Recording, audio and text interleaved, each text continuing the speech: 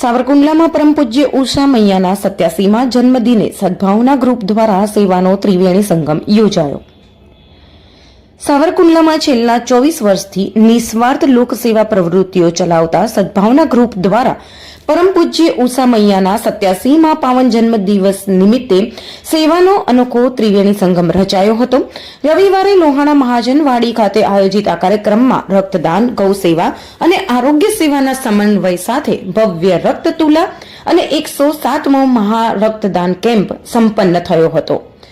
અમરેલી જિલ્લામાં લોહીની જરૂરિયાતને પહોંચી વળવા માટે કે મહેતા ગવર્મેન્ટ હોસ્પિટલ અને વેદ વોલેન્ટરી બ્લડ બેંકના સહયોગથી આયોજિત આ કેમ્પમાં કુલ 189 બોટલ રક્ત એકત્રિત થયું હતું।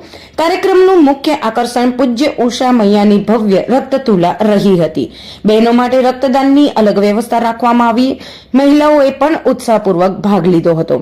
દરેક રક્તદાતાને સંસ્થા તરફથી 3 આકર્ષક સરપ્રાઇઝ ગિફ્ટ આપી प्रोत्साहित કરવામાં આવ્યા હતા।